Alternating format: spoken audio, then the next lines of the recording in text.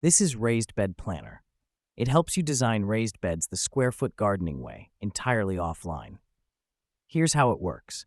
Swipe through the welcome, then head to Settings first and set your last frost date and hardiness zone. The app uses these to tell you exactly when each plant should go in the ground. The Beds tab is your overview, active beds, total square footage, and what needs attention this season. Tap Plus to create a bed, then dial in its size in 1-foot squares, say 4 by 4. Each square is 1 square foot of soil. Tap any open square to start planting. Pick from the catalog, and the app suggests good companions for that exact spot while warning you about plants that don't get along. There are 87 plants in all, sorted by type, each showing days to maturity, sun needs, and how many fit per square.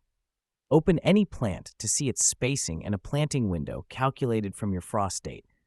And the season plan lays out your whole year, month by month, so you can line up a second crop after the first is harvested.